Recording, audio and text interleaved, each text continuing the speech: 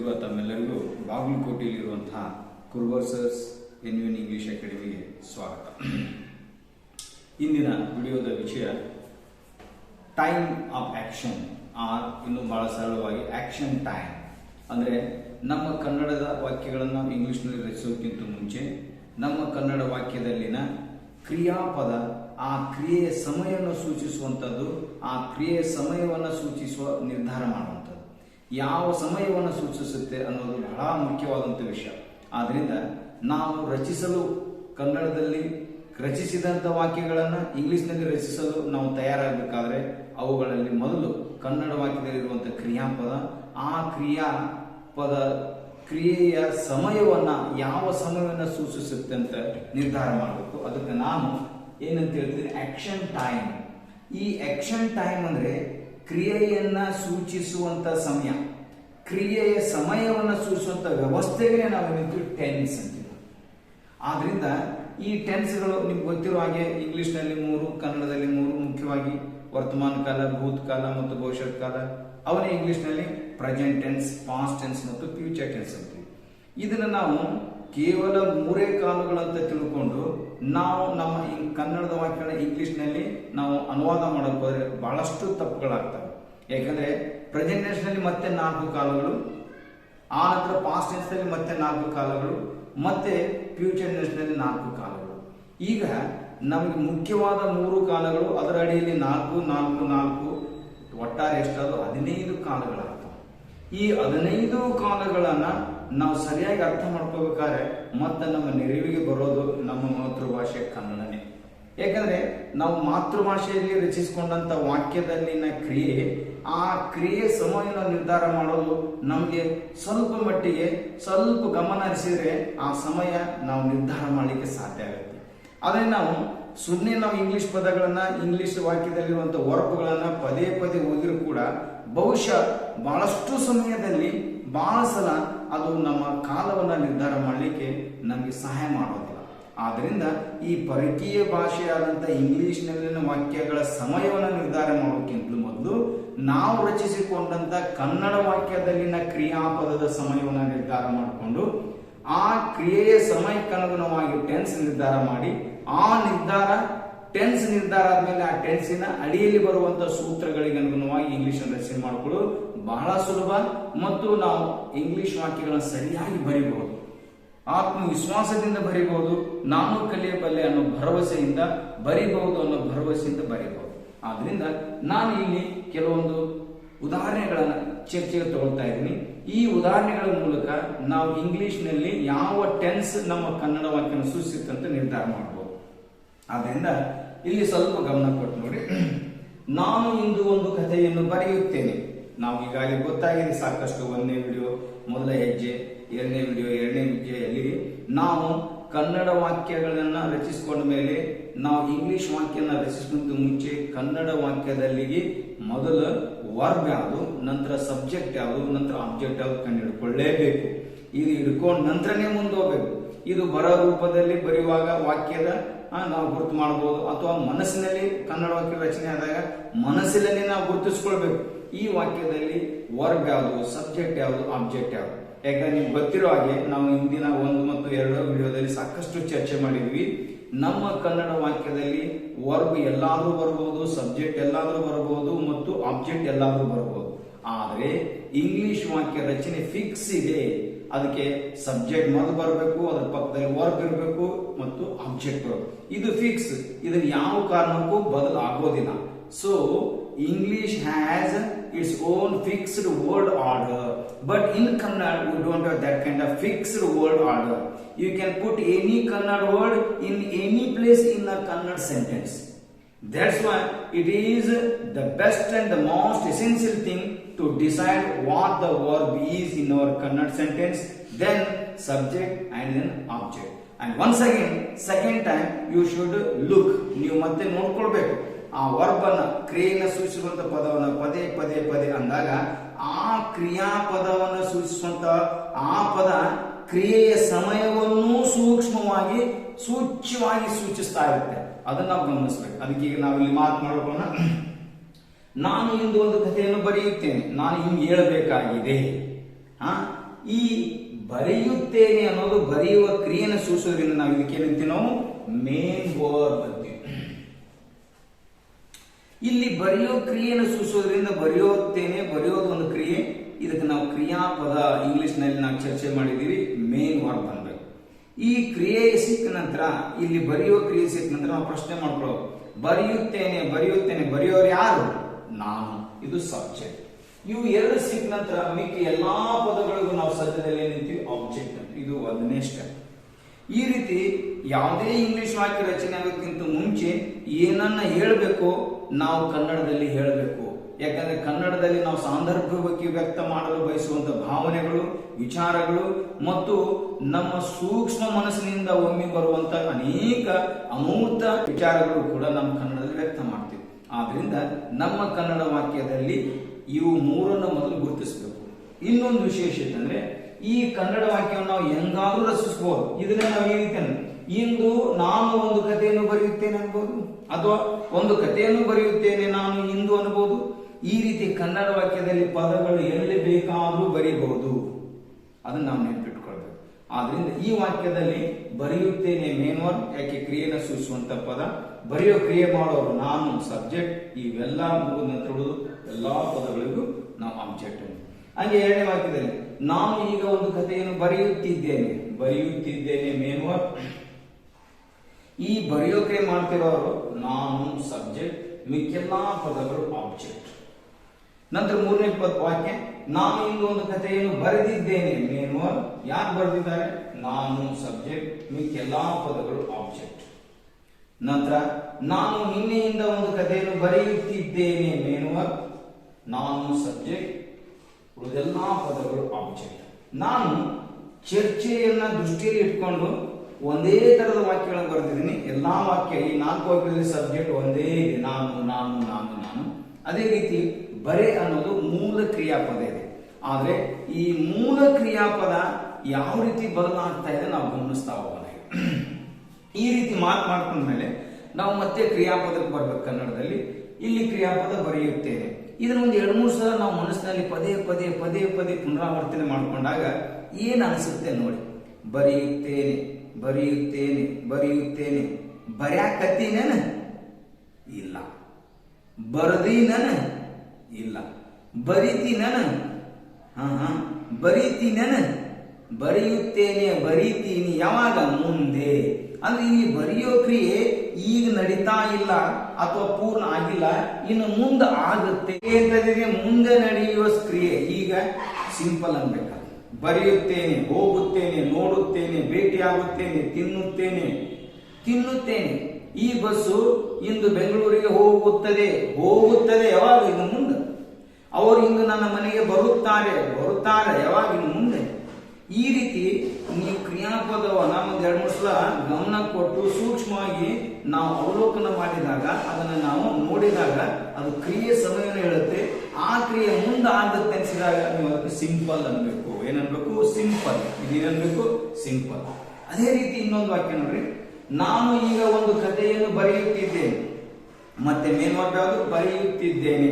ಇದು ಒಂದ್ 2-3 ಸಲ ಮನುಷ್ಯನ ಅನ್ಕೊಂಡ್ರೆ ಗೊತ್ತಾಗುತ್ತೆ. ಬರೆಯುತ್ತಿದ್ದೇನೆ ಬರೆಯುತ್ತಿದ್ದೇನೆ, ಬರಿತಾ ಇದ್ದೇನೆ, ಬರಿತಾ ಬರಿತಾ ಬರಿತಾ ಅಂದ್ರೆ ಬರೆಯೋ ಕ್ರಿಯೆ ಮುಂದಾಗುತ್ತೋ, ಪೂರ್ಣ ಇದೆಯೋ, ನಡೀತಾ ಇದೆಯೋ? ಎಸ್, ನಿಮ್ಮ ವಿವೇಕೆ ನಡೀತಾ ಇದೆ. ಬರಿತಾ ಬರೆಯುತ್ತಾ ಇದ್ದೇನೆ, ಬರೆಯುತ್ತಾ ಇದ್ದೇನೆ, ನೋಡ್ರಿ, ಬರೆಯುತ್ತೇನೆ ಬೇರೆ, ಬರೆಯುತ್ತಿದ್ದೇನೆ ಬೇರೆ. ಇಲ್ಲಿ ಬರೆಯೋ ಕ್ರಿಯೆ ನಡೀತಾ ಇದೆ. ಇದಕ್ಕೆ ನಾವು ಕಂಟಿನ್ಯೂಸ್ ಅಂದ್ರೆ ನಡೀತಾ ಇರುವ ಕ್ರಿಯೆ. ಇದು ನೆನ್ಪಿಟ್ಕೊಳ್ಳೋದು. ನೋಡ್ರಿ, ಸೂಕ್ಷ್ಮವಾಗಿ ವರ್ಬನ್ನ, ಕನ್ನಡ ವರ್ಬನ್ನ ನಾವು ಅವಲೋಕನ ಮಾಡಿದಾಗ, ಅದನ್ನು ಗಮನಿಸಿದಾಗ ಆ ಕ್ರಿಯೆಯ ಸಮಯ ನಿರ್ಧಾರ ಆಗುತ್ತೆ. ಅದು ಕ್ರಿಯೆ ಮುಂದೆ ಆಗುತ್ತೆ, ಸಿಂಪಲ್. ನಡೀತಾ ಇದೆ, ಬರೆಯುತ್ತಿದ್ದೇನೆ, ಕಂಟಿನ್ಯೂಸ್. ಅವರು ಕ್ರಿಕೆಟ್ ಆಡುತ್ತಿದ್ದಾರೆ, ಆಡುತ್ತಿದ್ದಾರೆ, ಆಡ್ತಾ ಇದ್ದಾರೆ. ಅದೇ ಆಡ್ಕೊಂಡಾಗ ಅವರು ಕ್ರಿಕೆಟ್ ಆಡಾಕತ್ಯಾರ, ಆಡಾಕತ್ಯಾರ, ಆಡ್ತಾ ಅದಾರ, ಆಡುತ್ತಾ ಇದ್ದಾರೆ, ಆಡುತ್ತಿದ್ದಾರೆ. ಕ್ರಿಯೆ ನಡೀತಾ ಇದೆ. ಅವಳು ಟಿವಿ ನೋಡುತ್ತಿದ್ದಾಳೆ, ಆಕಿ ಟಿವಿ ನೋಡಾಕತ್ಯಾಳ, ನೋಡಾಕತ್ಯಾಳ, ನೋಡ್ತಾ ಅದಾಳ, ನೋಡ್ತಾ ಇದ್ದಾಳೆ, ನೋಡುತ್ತಿದ್ದಾಳೆ. ಕಂಟಿನ್ಯೂಸ್. ಈ ರೀತಿ ನಾವು ಕ್ರಿಯಾಪದವನ್ನ ಗಮನಿಸಿ ಗಮನಿಸಿ ನೋಡಿ ನೋಡಿ ನೋಡಿ ನಿರ್ಧಾರ ಮಾಡಬೇಕು. ಅಲ್ಲಿ ಕ್ರಿಯೆ ನಡೀತಾ ಇದೆ ಅಂದಾಗ ಅದಕ್ಕೆ ಕಂಟಿನ್ಯೂಸ್ ಅಂತ ಏನನ್ಬೇಕು, ಅದಕ್ಕೆ ಕಂಟಿನ್ಯೂಸ್. ಇನ್ನು ಮುಂದಿನ ವಿಡಿಯೋದಲ್ಲಿ ಈ ವಾಕ್ಯಗಳನ್ನು ನಾವು ಸಿಂಪಲ್ ನಲ್ಲಿ ಹೆಂಗ್ ರಚಿಸಬೇಕು ನಾನು ಕಲಿಸ್ತಾ ಹೋಗ್ತೀನಿ. ಕಂಟಿನ್ಯೂಸ್ ನಲ್ಲಿ ಹೆಂಗ್ ರಚಿಸಬೇಕು ಗೊತ್ತಾಗುತ್ತೆ, ಪರ್ಫೆಕ್ಟ್ ನಲ್ಲಿ ಹೆಂಗ್ ರಚಿಸಬೇಕು ನಾನು ಹೇಳ್ತಾ ಹೋಗ್ತೀನಿ ಮುಂದಿನ ವಿಡಿಯೋದಲ್ಲಿ. ಇನ್ನು ಮುಂದಿನ ವಾಕ್ಯ, ನಾನು ಇಂದು ಒಂದು ಕಥೆಯನ್ನು ಬರೆದಿದ್ದೇನೆ. ಇಲ್ಲಿ ಮೇನ್ ವರ್ಡ್ ಬರೆದಿದ್ದೇನೆ. ಅದನ್ನು ಒಂದೆರಡು ಸಲ ಮನಸ್ಸಿನಲ್ಲಿ ಸೂಕ್ಷ್ಮವಾಗಿ ಗಮನಿಸಬೇಕು. ಬರೆದಿದ್ದೇನೆ, ಬರೆದು ಇದ್ದೇನೆ, ಬರೆದಿದ್ದೇನೆ, ಬರೆಯುತ್ತೇನೆ, ಮುಂದೆ ನಡೆಯುವ ಕ್ರಿಯೆ, ಬರೆಯುತ್ತಿದ್ದೆ ನಡೆಯಕತ್ತೈತೆ, ಬರೆದು ಇದ್ದೇನೆ, ಬರೆದು ಇದ್ದೇನೆ. ಬರೆಯೋ ಕ್ರಿಯೆ ಮುಂದಾಗತ್ತಾ? ಇಲ್ಲ. ನಡೀತಾ ಇದೆಯಾ? ಇಲ್ಲ. ಬರೆದು ಇದ್ದೇನೆ, ಅದೀನಿ ಹೆಂಗದೀನಿ, ಬರೆಯೋ ಕ್ರಿಯೆ ಪೂರ್ಣ ಮಾಡಿದೀನಿ, ಅದಕ್ಕೆ ಬರೆದಿದ್ದೇನೆ ಅನ್ನೋದು ಪರ್ಫೆಕ್ಟ್, ಪೂರ್ಣ ಆಗಿದೆ ಕ್ರಿಯೆ. ಈ ರೀತಿ ಕನ್ನಡ ಕ್ರಿಯಾಪದಗಳೇ ನಮಗೆ ಸೂಕ್ಷ್ಮವಾಗಿ ಕಾಲವನ್ನು ನಿರ್ಧಾರ ಮಾಡಲಿಕ್ಕೆ ಸಹಾಯ ಮಾಡ್ತಾರೆ. ಆದ್ರಿಂದ ಬರೆಯೋ ಕ್ರಿಯೆ ಪೂರ್ಣ ಆಗಿರೋದ್ರಿಂದ ಬರೆದಿದ್ದೇನೆ ಪರ್ಫೆಕ್ಟ್. ಅವನು ಬೆಂಗಳೂರಿಗೆ ಹೋಗಿದ್ದಾನೆ, ಹೋಗಿ ಇದ್ದಾನೆ, ಹೋಗೋ ಕ್ರಿಯೆ ಮುಗಿಸಿ ಅದಾನ ಪರ್ಫೆಕ್ಟ್. ಅವಳು ನನಗೆ ಒಂದು ಪತ್ರವನ್ನು ಕೊಟ್ಟಿದ್ದಾಳೆ, ಕೊಟ್ಟು ಇದ್ದಾಳೆ, ಇದ್ದಾಳೆ, ಕೊಡೋ ಕ್ರಿಯೆ ಮುಗಿಸಿದ್ದಾಳೆ, ಪೂರ್ಣ ಮಾಡಿದ್ದಾಳೆ ಪರ್ಫೆಕ್ಟ್ ಟೆನ್ಸ್. ಇದನ್ನ ನೆನಪಿಡಬೇಕು. ಎಂತ ಸಮಯ? ಪೂರ್ಣಗೊಂಡ ಸಮಯ. ಎಂತ ಸಮಯ? ನಡೆಯುತ್ತಿರುವ ಸಮಯ. ಎಂತ ಸಮಯ?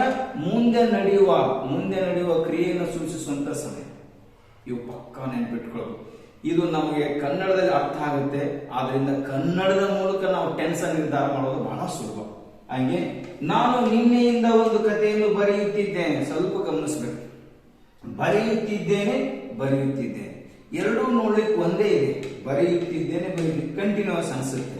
ಆದ್ರೆ ಸ್ವಲ್ಪ ವಾಕ್ಯವನ್ನು ಗಮನಿಸಿ ನೋಡಿದಾಗ ನಿನ್ನೆಯಿಂದ ಬರೆಯುತ್ತಿದ್ದೇನೆ, ಈಗ ಸದ್ಯ ನಡೀತಾ ಇಲ್ಲ, ಈಗ ಒಂದು ಕಥೆಯನ್ನು ಬರೆಯುತ್ತಿದ್ದೇನೆ ಕಂಟಿನ್ಯೂಸ್.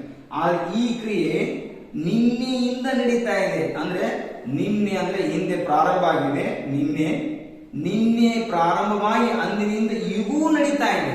ಕೇವಲ ಈ ಸದ್ಯ ನಡೀತಾ ಇದೆ ಕಂಟಿನ್ಯೂಸ್, ಹಿಂದಿನಿಂದ ನಡೀತಾ ಇದೆ ಪರ್ಫೆಕ್ಟ್ ಕಂಟಿನ್ಯೂಸ್.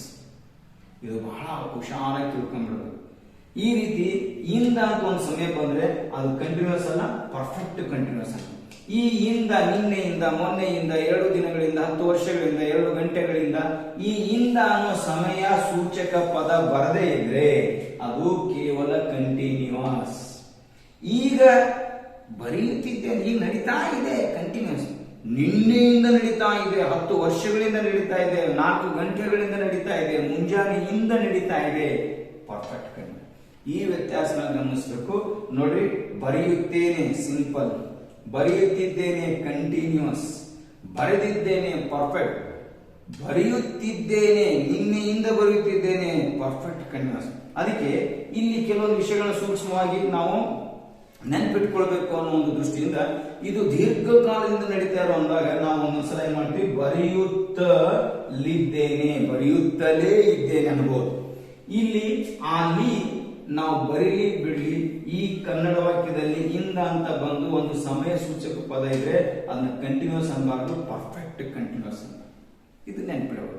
ಈ ರೀತಿ ನಾವು ಕನ್ನಡ ವಾಕ್ಯಗಳಲ್ಲಿನ ಕ್ರಿಯಾಪದವನ್ನು ಸೂಕ್ಷ್ಮವಾಗಿ ಗಮನಿಸುವ ಮೂಲಕ ಟೆನ್ಸ್ ಅನ್ನ ನಿರ್ಧಾರ ಮಾಡಬಹುದು, ಕ್ರಿಯೆಯ ಸಮಯವನ್ನು ನಿರ್ಧಾರ ಮಾಡಬಹುದು. ಬರೆಯುತ್ತೇನೆ ಸಿಂಪಲ್, ಬರೆಯುತ್ತಿದ್ದೇನೆ ಕಂಟಿನ್ಯೂಸ್, ಬರೆದಿದ್ದೇನೆ ಪರ್ಫೆಕ್ಟ್, ಬರೆಯುತ್ತಿದ್ದೇನೆ ನಿನ್ನೆಯಿಂದ, ಮೊನ್ನೆಯಿಂದ ಪರ್ಫೆಕ್ಟ್ ಕಂಟಿನ್ಯೂಸ್. ಬರೀ ಕನ್ನಡ ಕ್ರಿಯಾಪದಗಳನ್ನು ನೋಡಿದ್ರೆ ಸಾಕು, ನಮಗೆ ಟೆನ್ಸ್ ನಿರ್ಧಾರ ಆಗುತ್ತೆ ಕ್ಲಿಯರ್. ಈಗ ನೋಡಿ, ಬರೆಯುತ್ತಿದ್ದೇನೆ, ಸ್ವಲ್ಪ ಅದನ್ನು ಬಿಡಿಸಿ ನೋಡಿದ್ರೆ ಬರೆಯುತ್ತಿದ್ದೇನೆ, ಬರಿತಾ ಇದ್ದೇನೆ, ಇದ್ದೇನೆ ಪ್ರೆಸೆಂಟ್, ಇದ್ದೇನೆ ನಾವು ಹಿಂದಿನ ವಿಡಿಯೋದಲ್ಲಿ ನೋಡ್ತಾ ಬಂದಿದ್ದೀವಿ ನೋಡಿ. ಇದ್ದೇನೆ ಇರುವಿಕೆ, ಈಗ ದಿನ, ದಟ್ ಈಸ್ ಪ್ರೆಸೆಂಟ್. ಅಂದ್ರೆ ಈಗ ಸದ್ಯ ಇದ್ದುಕೊಂಡು ಕ್ರಿಯೆ ಮಾಡ್ತಾ ಇದ್ದೀನಿ, ಅದಕ್ಕೆ ಏನಂತೀವಿ ನಾವು ಪ್ರೆಸೆಂಟ್ ಟೆನ್ಸ್ ನೊಳಗಿನ ಕಂಟಿನ್ಯೂಸ್ ಟೆನ್ಸ್.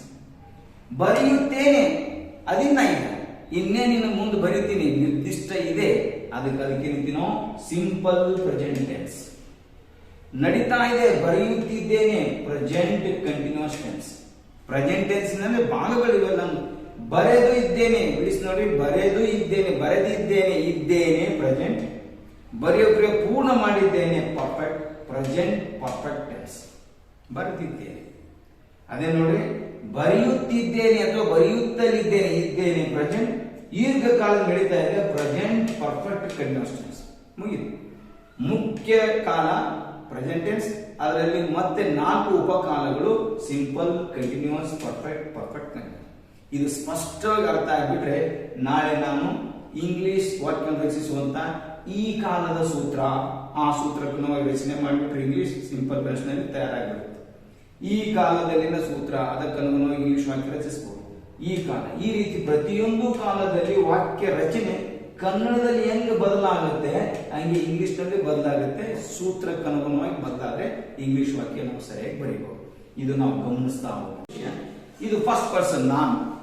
ಈಗ ನಾನು ಬರೆಯುತ್ತೇನೆ, ಫಸ್ಟ್ ಪರ್ಸನ್. ನಾವು ಬರೆಯುತ್ತೇವೆ, ನೀನು ಬರೆಯುತ್ತಿ, ನೀವು ಬರೆಯುತ್ತೀರಿ, ಅವನು ಬರೆಯುತ್ತಾನೆ, ಅವಳು ಬರೆಯುತ್ತಾಳೆ, ಅದು ಬರೆಯುತ್ತದೆ, ಅವರು ಬರೆಯುತ್ತಾರೆ.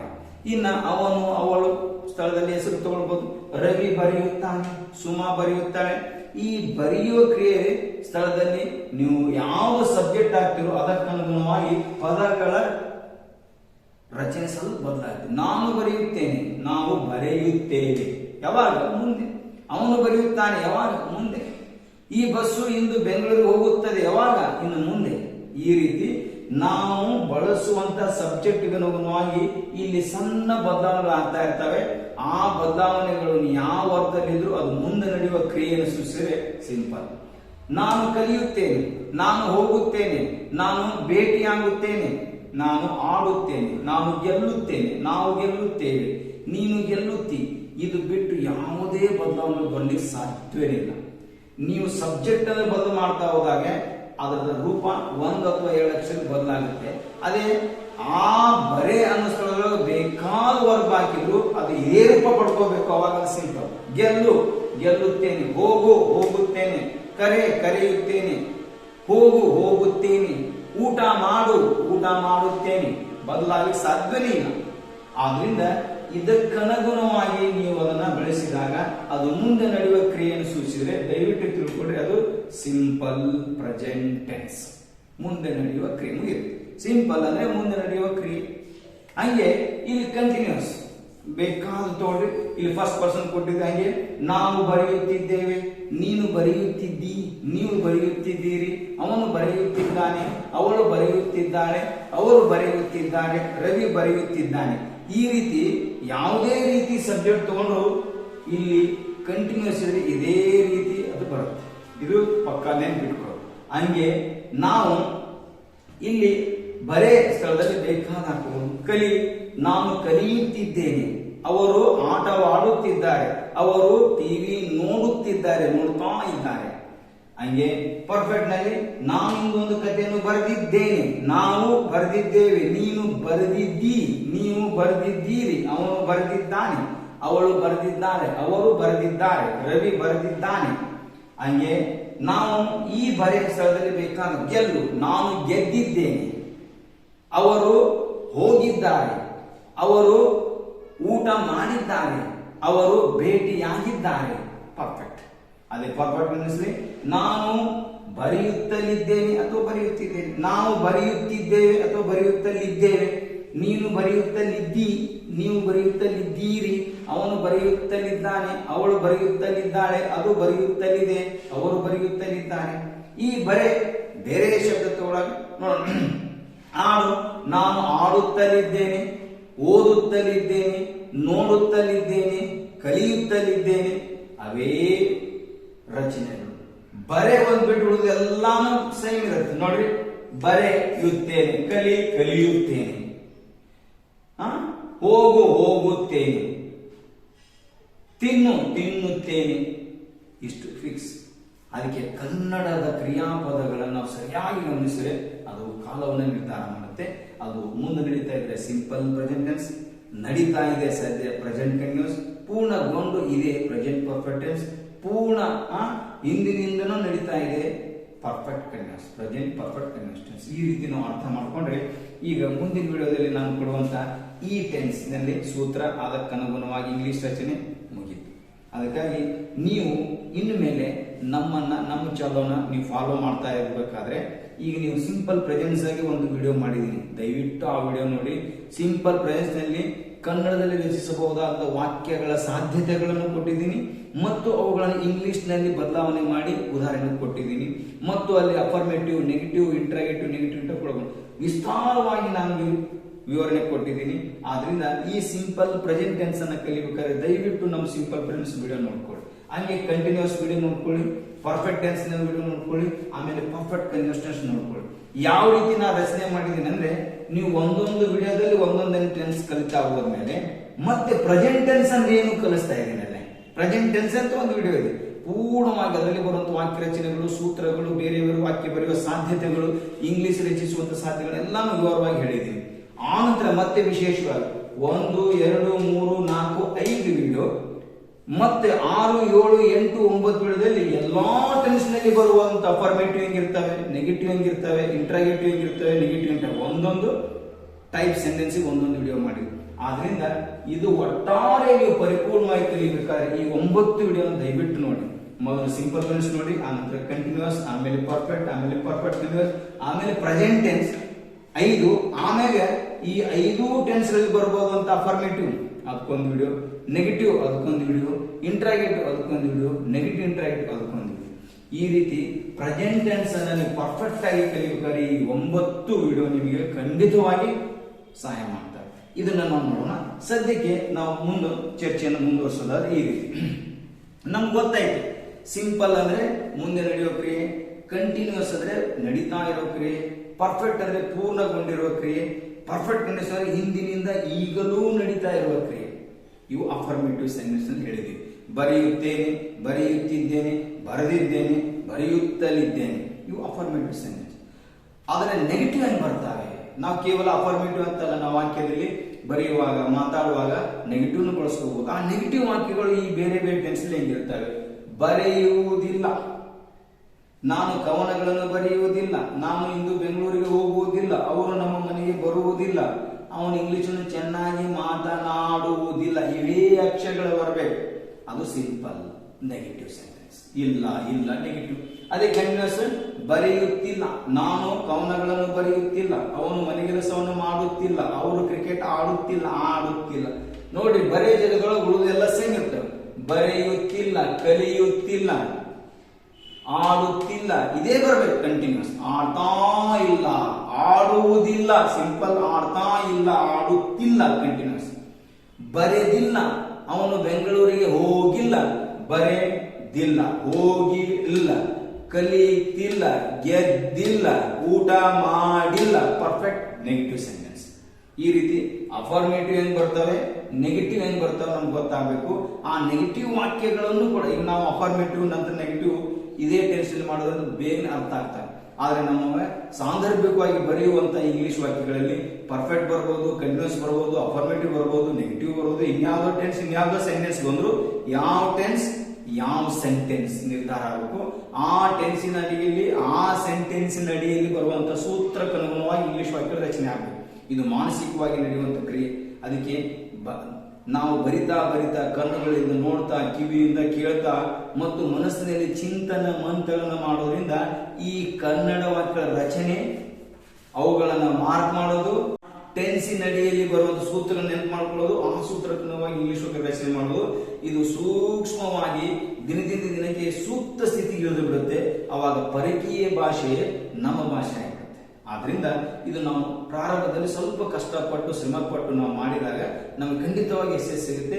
ಇಷ್ಟೊಂದು ಬಹಳ ದೀರ್ಘಕಾಲದ ಕ್ರಿಯೆ ಇದು. ಒಂದೊಂದು ವಾಕ್ಯಗಳನ್ನ ಕನ್ನಡದಲ್ಲಿ ಮಾಡ್ಕೋಬೇಕು, ಮಾರ್ಕ್ ಮಾಡ್ಕೊಳ್ಬೇಕು, ನಂತರದಲ್ಲಿ ಇಂಗ್ಲಿಷ್ಗೆ ಹೋಗ್ಬೇಕು, ಮತ್ತೆ ಇಂಗ್ಲಿಷ್ನಲ್ಲಿ ಆ ಸೂತ್ರ ನೆನಪು ಮಾಡ್ಕೊಳ್ಬೇಕು ಅನ್ನೋದು ಸ್ವಲ್ಪ ದೀರ್ಘಕಾಲದ ಒಂದು ಶ್ರಮ ಇದೆ ಅಂತ ಅನ್ಸುತ್ತೆ. ಆದ್ರೆ ಕ್ರಮೇಣ ದಿನದಿಂದ ದಿನಕ್ಕೆ ಇವೆಲ್ಲ ಕ್ರಿಯೆಗಳು ಮಾನಸಿಕವಾಗಿ ನಡೀತಾ ಹೋಗೋದ್ರಿಂದ ಆ ಮನಸ್ಸಿನ ಆಳದಲ್ಲಿ ಸೂಕ್ತ ಸ್ಥಿತಿಯಲ್ಲಿ ಮನಸ್ಸಿನ ಪೂರ್ಣ ಆಂತರಂಗಕ್ಕೆ ಆಳಕ್ಕೆ ಇಳಿದಾಗ ಆ ವಾಕ್ಯ ರಚನೆಗಳು ಸಹಜವಾಗಿ ಸಿದ್ಧವಾಗ್ತವೆ.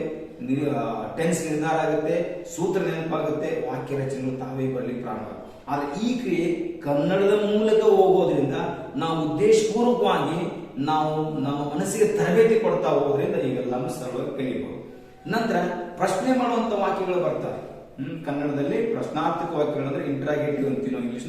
ಅವು ಹೆಂಗ್ ಬರ್ತವೆ? ಸಿಂಪಲ್ ನಲ್ಲಿ, ಕಂಟಿನ್ಯೂಸ್ ನಲ್ಲಿ, ಪರ್ಫೆಕ್ಟ್ ನಲ್ಲಿ ಮತ್ತು ನೋಡಿ, ಬರೆಯುತ್ತೇನೆಯೇ, ನಾನು ಇಂದು ಬೆಂಗಳೂರಿಗೆ ಹೋಗುತ್ತೇನೆಯೇ, ಅವನು ಇಂದು ನಮ್ಮ ಮನೆಗೆ ಬರುತ್ತಾನೆಯೇ, ಅವಳು ನಿನ್ನನ್ನು ಇಂದು ಭೇಟಿಯಾಗುತ್ತಾಳೆಯೇ. Simple interrogative sentence. ಅದನ್ನ ನೋಡಿ, ಬರೆಯುತ್ತಿದ್ದೇನೆಯೇ, ಬರೆಯುತ್ತೇನೆಯೇ, ಸಿಂಪಲ್. ಬರೆಯುತ್ತಿದ್ದೇನೆಯೇ, ಕಂಟಿನ್ಯೂಸ್. ಬರೆದಿದ್ದೇನೆಯೇ, ಪರ್ಫೆಕ್ಟ್. ಬರೆಯುತ್ತಲಿದ್ದೇನೆಯೇ ಅಥವಾ ಬರೆಯುತ್ತಿದ್ದೇನೆಯೇ, ಮುಗೀತು. ಅಲ್ಲಿ ನೀವು ಬೇಕಾದ ಸಬ್ಜೆಕ್ಟ್ ಅದಕ್ಕೆ ಹೋಗುತ್ತೆ. ಹೋಗು, ಅವನು ಹೋಗುತ್ತಾನೆ, ಅವನು ಹೋಗುತ್ತಿದ್ದಾನೆ, ಅವನು ಹೋಗಿದ್ದಾನೆ, ಅವನು ಹೋಗುತ್ತಿದ್ದಾನೆ. ಊಟ ಮಾಡು, ಅವಳು ಊಟ ಮಾಡುತ್ತಾಳೆಯೇ, ಅವಳು ಊಟ ಮಾಡುತ್ತಿದ್ದಾಳೆಯೇ, ಅವಳು ಊಟ ಮಾಡಿದ್ದಾಳೆಯೇ, ಅವಳು ಊಟ ಮಾಡುತ್ತಿದ್ದಾಳೆಯೇ. Interrogative sentence. ಇವೆಲ್ಲಾ ಸೆಂಟೆನ್ಸ್ ಅನ್ನು ನಾವು ಒಂದೊಂದು ವಿಡಿಯೋದಲ್ಲಿ ಸಪರೇಟ್ ಆಗಿ ಬಿಡ್ತಾ ಇರೋದ್ರಿಂದ ಅದನ್ನು ದೀರ್ಘವಾಗಿ ನೀವು ಅವಲೋಕನ ಮಾಡೋದ್ರಿಂದ, ಅಭ್ಯಾಸ ಮಾಡೋದ್ರಿಂದ ರೂಢಿಗನುಗುಣವಾಗಿ ಅವೆಲ್ಲ ವಾಕ್ಯಗಳು ನಿಮಗೆ ಸಿದ್ಧವಾಗ್ತವೆ. ಹಂಗೆ ನೆಗೆಟಿವ್ ಇಂಟ್ರಾಗೇಟಿವ್ ಸೆಂಟೆನ್ಸ್ ಬರುತ್ತೆ. ಅದು ಸಿಂಪಲ್ ನಲ್ಲಿ ಹೆಂಗೆ, ಕಂಟಿನ್ಯೂಸ್ ನಲ್ಲಿ ಹೆಂಗೆ, ಪರ್ಫೆಕ್ಟ್ ಹೆಂಗೆ, ಪರ್ಫೆಕ್ಟ್ ಕಂಟಿನ್ಯೂಸ್. ನೋಡೋಣ. ಬರೆಯುವುದಿಲ್ಲವೇ, ನಾನು ಇಂಗ್ಲಿಷನ್ನು ಬರೆಯುವುದಿಲ್ಲವೇ, ನಾನು ಇಂಗ್ಲಿಷನ್ನು ಮಾತನಾಡುವುದಿಲ್ಲವೇ, ಅವನು ಇಂದು ಬೆಂಗಳೂರಿಗೆ ಹೋಗುವುದಿಲ್ಲವೇ, ಅವಳು ಇಂದು ನಮ್ಮನ್ನು ಭೇಟಿ ಆಗುವುದಿಲ್ಲವೇ. ಸೇಮ್. ಅದೇ ಬರೆಯುತ್ತಿಲ್ಲವೇ, ಬರೆಯುವುದಿಲ್ಲವೇ, ಸಿಂಪಲ್ ಪ್ರೆಸೆಂಟ್. ಬರೆಯುತ್ತಿಲ್ಲವೇ, ಕಂಟಿನ್ಯೂಸ್. ಬರೆದಿಲ್ಲವೇ, ಪರ್ಫೆಕ್ಟ್.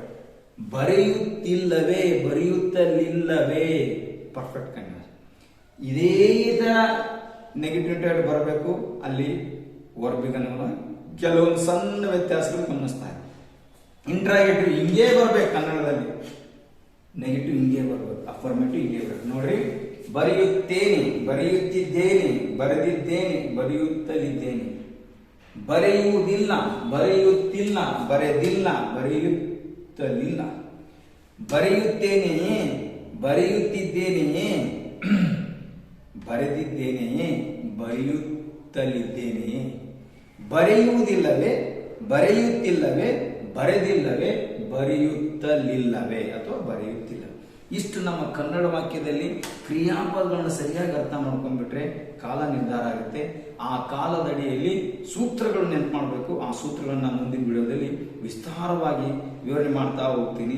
ಜೊತೆಗೆ ಈಗಾಗಲೇ ನಾವು ಪ್ರತಿಯೊಂದು ಟೆನ್ಸ್ ಒಂದೊಂದು ವಿಡಿಯೋನ ಬಿಟ್ಟಿರೋದ್ರಿಂದ ಒಂದೊಂದು ವಿಡಿಯೋ ನೋಡುವ ಮೂಲಕ ಒಂದೊಂದು ಟೆನ್ಸ್ ನೀವು ಮಾಡಿ. ಈ ರೀತಿ ನಮ್ಮ ಕನ್ನಡದ ವಾಕ್ಯಗಳನ್ನ ನಾವು ಇಂಗ್ಲಿಷ್ ಹೋಗಿದ್ದ ಮುಂಚೆ ಕನ್ನಡ ವಾಕ್ಯದಲ್ಲಿರುವಂತಹ ಕ್ರಿಯಾಪದದ ಸಹಾಯದಿಂದ ನಾವು ಟೆನ್ಸ್ ಅನ್ನ ನಿರ್ಧಾರ ಮಾಡ್ಕೊಳ್ಬೇಕು.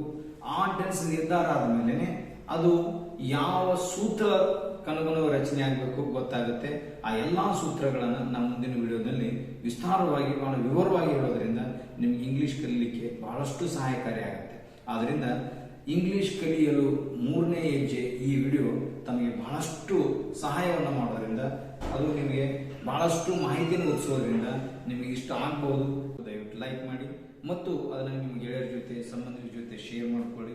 ಮತ್ತು ಇಂಗ್ಲಿಷನ್ನ ಒಂದು ಸರಳವಾದ ಭಾಷೆಯಾಗಿ ಕನ್ನಡದ ಮೂಲಕ ಕನ್ನಡದ ವಿದ್ಯಾರ್ಥಿಗಳಿಗೆ ಮಾತೃಭಾಷೆಯಾದಂಥ ಕನ್ನಡದ ಮೂಲಕನೇ ಕಲಿಸೋದು ಬಹಳ ಸರಳ ಮತ್ತು ಅರ್ಥಪೂರ್ಣವಾಗಿರುತ್ತೆ ಅನ್ನೋ ಒಂದು ಉದ್ದೇಶದಿಂದ, ಅದು ಎಲ್ಲರಿಗೂ ಸಿಗಲಿ ಅನ್ನೋ ಒಂದು ಘನ ಉದ್ದೇಶದಿಂದ ಪ್ರಾರಂಭವಾದಂಥ ನಮ್ಮ ಈ ಚಾನಲ್ಗೆ ತಾವು ದಯವಿಟ್ಟು ಸಬ್ಸ್ಕ್ರೈಬ್ ಮಾಡ್ಕೊಳ್ಳಿ ಮತ್ತು ಎಲ್ಲರಿಗೂ ನಿಮ್ಮ ಅಕ್ಕಪಕ್ಕದಲ್ಲಿ ಸಬ್ಸ್ಕ್ರೈಬ್ ಮಾಡ್ಕೊಳ್ಳುವಂಥ ಸಲಹೆ ನೀಡಿ ಅಂತ ಹೇಳ್ತಾ, ಈ ವಿಡಿಯೋ ನೋಡಲಿಕ್ಕೆ ತಾವು ತಮ್ಮ ಅತ್ಯಮೂಲ್ಯವಾದ ಸಮಯವನ್ನು ಕೊಟ್ಟಿದ್ದೀರಿ. ಅದಕ್ಕಾಗಿ ನಾನು ಧನ್ಯವಾದಗಳನ್ನು ಅರ್ಪಿಸ್ತೇನೆ. ಮತ್ತು ವಿಶೇಷವಾಗಿ ಈ ಆನ್ಲೈನ್ ಕ್ಲಾಸ್ಗಳ ಮೂಲಕ ಇನ್ನೂ ಹೆಚ್ಚಿನ ಮಾಹಿತಿಗಾಗಿ ಮತ್ತು ಇದನ್ನ ಬಹಳ ಪರಿಪೂರ್ಣವಾಗಿ ಇಂಗ್ಲಿಷನ್ನು ಕಲಿಬೇಕು ಅನ್ನುವಂಥ ಮನಸ್ಸುಳ್ಳವರಿಗೆ, ಆಸಕ್ತಿ ಉಳ್ಳವರಿಗೆ ಬಾಗಲಕೋಟೆಯಲ್ಲಿ ಆಫ್ಲೈನ್ ಕ್ಲಾಸ್ ನಡೀತಾ ಇದ್ದಾವೆ. ಅದನ್ನು ಉಪಯೋಗ ಮಾಡ್ಕೊಳ್ಬಹುದು. ಬಾಗಲಕೋಟೆಯಲ್ಲಿರುವಂತಹ ಇಂಗ್ಲಿಷ್ ಅಕಾಡೆಮಿಗೆ ಈ ಜನವರಿನಲ್ಲಿ ಹೊಸ ಬ್ಯಾಚ್ಗಳು ಪ್ರಾರಂಭ ಆಗ್ತಾ ಇದ್ದಾವೆ. ಯಾರಿಗೆ ಇಷ್ಟ ಇದೆಯೋ, ಅವಕಾಶ ಇದೆಯೋ ಮತ್ತು ಆಸಕ್ತಿ ಇದೆಯೋ ಅವ್ರು ದಯವಿಟ್ಟು ಬಂದು ಆಫ್ಲೈನ್ ಕ್ಲಾಸ್ಗಳನ್ನು ಉಪಯೋಗ ಮಾಡ್ಕೊಳ್ಬಹುದು, ಪ್ರವೇಶ ಪಡ್ಕೊಳ್ಬಹುದು. ಇನ್ನು ಕೊನೆಯದಾಗಿ ನಾನು ಹೇಳಲಿಕ್ಕೆ, ಈಗ ನಿಜವಾಗ್ಲೂ ನಮ್ಮ ವಿಡಿಯೋಗಳು ನಿಮ್ಮ ನೆರವಿಗೆ ಖಂಡಿತವಾಗಿ ಬರ್ತವೆ.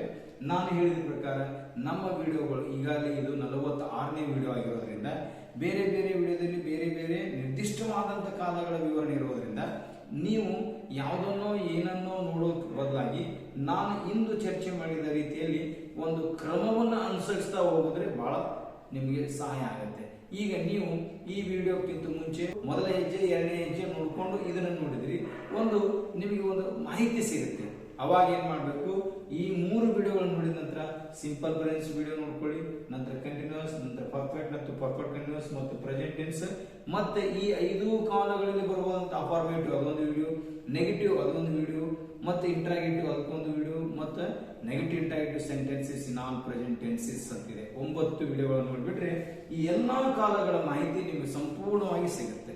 ಅವಾಗ ನೀವು ಈ ಪ್ರೆಸೆಂಟ್ ಟೆನ್ಸ್ ನಲ್ಲಿ ಬರಬಹುದಂತಹ ಕನ್ನಡ ವಾಕ್ಯ ರಚನೆಗಳು ಹೇಗಿವೆ, ಅವುಗಳನ್ನು ಇಂಗ್ಲಿಷ್ ಅಲ್ಲಿ ಮಾಡಬೇಕಾದ ಸೂತ್ರಗಳಿವೆ, ಮತ್ತು ಇಂಗ್ಲಿಷ್ ವಾಕ್ಯಗಳ ರಚನೆ ಹೇಗಿದೆ, ಇಂಗ್ಲಿಷ್ ಗಳನ್ನು ಓದ್ತಾ ಇರುವಾಗ ಅಂತ ಇಂಗ್ಲಿಷ್ ವಾಕ್ಯಗಳನ್ನ ಇಂಗ್ಲಿಷ್ ನಿಂದ ಕನ್ನಡಕ್ಕೆ ಹೆಂಗೆ ಅನುವಾದ ಮಾಡ್ಕೊಳ್ಬೇಕು, ಕನ್ನಡದಿಂದ ಇಂಗ್ಲಿಷ್ ಹೆಂಗೆ ಅನುವಾದ ಮಾಡ್ಕೊಳ್ಬೇಕು ಅನ್ನೋದು ಸಂಪೂರ್ಣವಾದ ಮಾಹಿತಿಯನ್ನು ಸಿಗೋದ್ರಿಂದ, ಮತ್ತು ಆ ವಿಡಿಯೋಗಳನ್ನು ನೀವು ಪದೇ ಪದೇ ಪುನರಾವರ್ತನೆ ಮಾಡಿ ಮನದಟ್ಟು ಮಾಡ್ಕೊಳ್ಳೋದ್ರಿಂದ, ಹೇಳಿದಂತ ವಾಕ್ಯಗಳನ್ನ ನೀವು ರೂಢಿ ಮಾಡ್ಕೊಳ್ಳೋದ್ರಿಂದ ಖಂಡಿತವಾಗಿ ಈ ನಮ್ಮ ಎಲ್ಲ ವಿಡಿಯೋಗಳು ನಿಮ್ಮ ನೆರವಿಗೆ ಬರ್ತಾವೆ ಅಂತ ಹೇಳ್ತಾ, ದಯವಿಟ್ಟು ಮತ್ತೊಮ್ಮೆ ನೀವು ಇದನ್ನ ಶೇರ್ ಮಾಡ್ಕೊಳ್ಳಿ ಮತ್ತು ಸಬ್ಸ್ಕ್ರೈಬ್ ಮಾಡ್ಕೊಳ್ಳಿ ಅಂತ ಹೇಳ್ತಾ ಈ ವಿಡಿಯೋ ಇಲ್ಲಿಗೆ ಮುಕ್ತಾಯ ಮಾಡ್ತಾ ಇದ್ದೀನಿ. ತಮ್ಮೆಲ್ಲರಿಗೂ ಧನ್ಯವಾದಗಳು.